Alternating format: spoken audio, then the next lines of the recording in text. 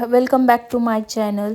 आज आहे डे 4 आणि आपला सेल्फ मेकअप क्लासचा डे 4 आपण बघणार आहोत. त्यात आपल्याला जे आपण बघितले प्रिपरेशन किती गरजेचं आहे ते आपल्याला पूर्ण प्रिपरेशन करायचे. आणि आज आपल्याला बघायचं की कन्सिलरने हायलाईट कसं करायचं किंवा कुठे कुठे करायचं. तर सगळ्यात पहिले मी टोनर लावून घेतले. मी माझं स्किन जे आहे ते प्रिपेअर करून घेते. हे बायोडर्माचं मॉइश्चरायझर यूज केलेलं आहे. हे जे आहे ते ड्राय स्किनसाठी बेस्ट आहे, पण तरी पण मी यूज केलं कारण ऑलरेडी थोडीशी माझी स्किन जी आहे विंटर आहे म्हणून ड्राय झाली आहे. सो मी ते यूज केलं. सो ती क्रीम बेस आहे त्यामुळे ऑइली आहे, तर ज्यांची ड्राय स्किन आहे त्यांच्यासाठी बेस्ट आहे बायोडर्माची. सनस्क्रीन मी लावलेलं होतं. त्यानंतर आपल्याला करेक्शन करून घ्यायचे. ऑरेंज करेक्टर जे आहे ते मी यूज केले. माझे जे थोडे जे फेसवर प्रॉब्लेम्स आहेत त्यासाठी मी ऑरेंज करेक्टर यूज केले. त्यात मी थोडासा एक दुसरा कलर न्यूट्रलाइज करण्यासाठी यूज केलेला आहे. आणि ते व्यवस्थित मी सगळीकडे लावून घेतले. जसं माझ्या अंडर आईजला थोडासा डार्कनेस होता, सगळ्या फेसला मी लावून घेते जिथे जिथे मला प्रॉब्लेम आहेत. आणि ब्लेंडरने व्यवस्थित ते ब्लेंड करून घेतले. आता मी फाउंडेशन यूज केलेले जे मेबलिनचे फिटमीचे फाउंडेशन असतात त्यात मी 2 शेड जे आहे ते यूज केलेलं आहे. एक 220 आहे आणि एक 128 असा आहे. तर ते दोन्ही मिळून मिक्स करून मी यूज केलेले आहे. ते मी ब्लेंडरनेच यूज केले आहेत कारण एकदम आपल्याला सेल्फ मेकअप म्हणजे एकदम लाईट मेकअप असं नाही की आपलं पूर्ण स्किन जे आहे ती पूर्ण खूप जास्त कव्हरेज मिळालं पाहिजे, तर आपल्याला मीडियम कव्हरेज हवं आहे. त्यामुळे ब्लेंडरने ते लावून घेतले.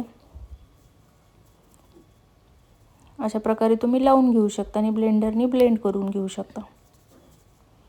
तर सगळ्या फेसला जे आहे ते फाउंडेशन लावून घ्यायचं व्यवस्थित. ब्लेंडरने परत त्याला व्यवस्थित ब्लेंड करायचे. खूप जास्त जोरात रगडायचं पण नाही आहे. तुम्ही जर अंडर आईज खाली लावलं तर जास्त केकी किंवा ज्या आपल्या लाईन्स असतात अंडर आईज खाली क्रीज असतात त्या जास्त दिसून येतात. त्यामुळे ते शक्यतो टाळायचं की तिथं फाउंडेशन नाही लागलं गेलं पाहिजे. करेक्शन करताय तुम्ही, त्याच्यानंतर तुम्ही डायरेक्ट तिथं हायलायटनिंगसाठी जे कन्सिलर यूज करणार ते लावायचं. तर आज आपला डे 4 आहे आणि आपण इथपर्यंत जे शिकवले ते मेकअप करून घेतले. जसं आपलं स्किन प्रिपरेशन केलं व्यवस्थित आणि त्यानंतर आपण लावले करेक्शन केले, त्यानंतर लावले फाउंडेशन. मी फिटमीचं मेबलिनचे फाउंडेशन वापरले. आज आपला जो टॉपिक आहे सेल्फ मेकअप क्लासचा तो आहे की हायलायटनिंग कशी असते किंवा हायलायटनिंग कन्सिलर कसं यूज करतात. तर हायलायटनिंग म्हणजे जे आपण फाउंडेशन लावल्यावर करतो, जसे आपले जे फीचर्स आहेत ते उठून दाखवायचे. Welcome back to my channel. आज आपला डे 4 होता आणि त्यात आपण पूर्ण बेस जो कसा करायचं किंवा प्रिपरेशन जे आहे ते स्किन प्रिपरेशन कसं करायचं असं पूर्ण सगळं दाखवले. आज आपल्याला बघायचं की हायलायटनिंग करणं मस्ट आहे का सेल्फ मेकअपमध्ये, किंवा हायलायटनिंग म्हणजे काय, ती कुठे कुठे केली जाते फेसवर. तर हे जे मी लावते ते त्याला म्हणतात हायलायटिंग करणं किंवा हायलाईट. जे आपले फीचर्स असतात ते उठून दाखवायचे असतात आपण, म्हणून हायलाईट केलं जातं. तर हायलाईट तुम्ही हेवी जेव्हा मेकअप करता, जसं खूप जास्त हेवी मेकअप केले तेव्हा आपण हायलायटनिंग करू शकतो. जर तुम्ही एकदम सिम्पल मेकअप करताय तर तुम्ही हायलायटनिंग नाही केली तरी चालतं, कारण आपण जे फाउंडेशन, कॉम्पॅक्ट लायनर, लिपस्टिक, काजळ एवढं लावूनही मेकअप करू शकतो. पण जेव्हा खूप जास्त हेवी मेकअप केलं आहे, तुमचा बेस पूर्ण सेम झाला आहे, काहीच उठून दिसत नाही, तेव्हा तुम्हाला फीचर उठून दाखवायला हायलायटनिंग करायची असते.